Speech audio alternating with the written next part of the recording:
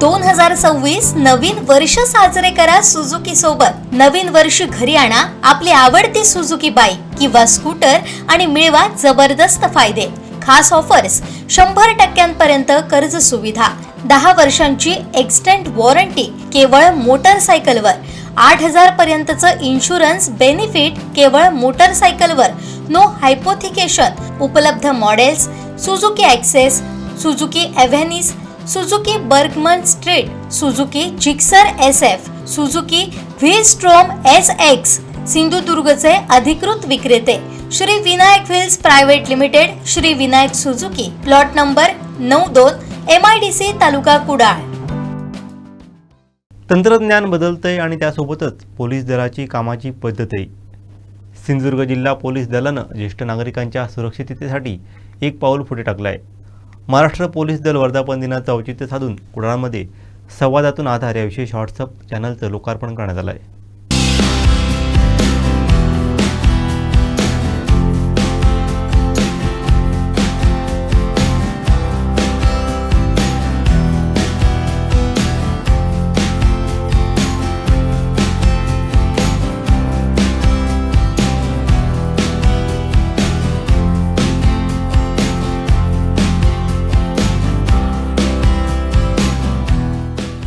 या ठिकाणी वेगळा कार्यक्रम म्हणजे व्हॉट्सअप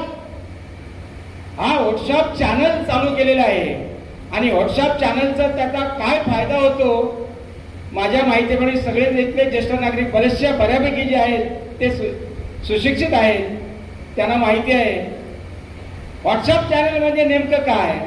आज जर आपल्याला जिल्हा SP साहेबांशी जर बोलायचं असेल तर तुम्ही डायरेक्ट त्यांच्याशी बोलू शकता।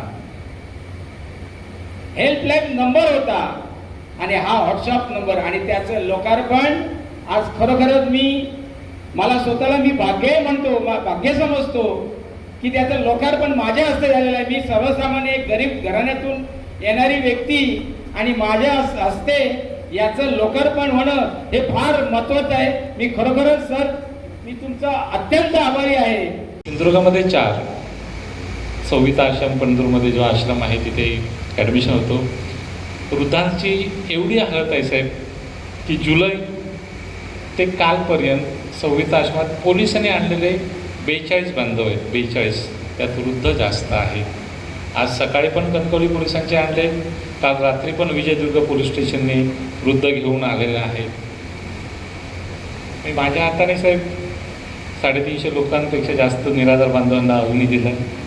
मला 480पेक्षा पुरस्कार मिळाले, परंतु पोलिसांकडनं सन्मान मिळतो त्यावेळी खूप भारावलं जातं। आज वडिलांना मुद्दाम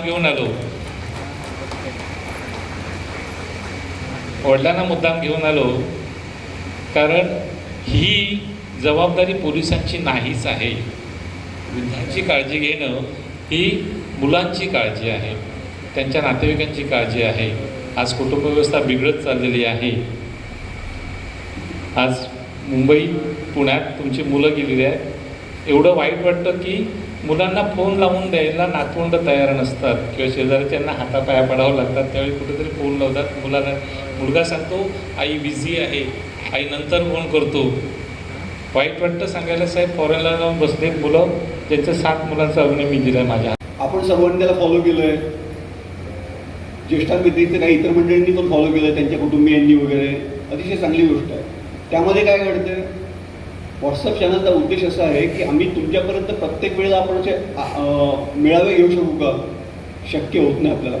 वर्षातनं एखादा दुसऱ्यांदा आपण भेटू शकतो किंवा वेगवेगळ्या खात्याचे किंवा आमचे स्वतःचे अधिकारी तुमच्यापर्यंत नियमित येऊ शकणार नाही, परंतु व्हॉट्सअप चॅनल असा मार्ग आहे की यातनं विशेष करून तुमच्या सोयीच्या तुम्हाला आवश्यकता असणाऱ्या काही सूचना असतात, जसं मला आपण बोलतो ना डिजिटल अरेस्टबाबत, या तुमच्यापर्यंत छोट्या छोट्या संदेशाद्वारे पोचवायच्या। तो संदेश असेल, एखादी इमेज असेल किंवा एखादा छोटा व्हिडिओ असेल, याद्वारे आपल्यापर्यंत पोचवायचं आणि उपयुक्त माहिती आपल्यापर्यंत पोचवायची। त्या दृष्टीनं आपण या संवादातून आधार चॅनलचं सुद्धा आज लोकार्पण केलं। तर ही जी भूमिका आहे, मला चर्चा करत असताना गुंडीवाडी मॅडम बोलल्या की सर अतिशय चांगला कार्यक्रम आहे, तर आम्हालाही काही पोचवायचे आहेत। त्यांना मी लगेच होकार दिला आहे की तुमचे काय असेल वेगवेगळ्या योजना असतात ज्येष्ठांकरिता, त्याची जरी माहिती आमच्यापर्यंत आली तर ती देखील आम्ही यातनं सर्वांपर्यंत पोहोचवू.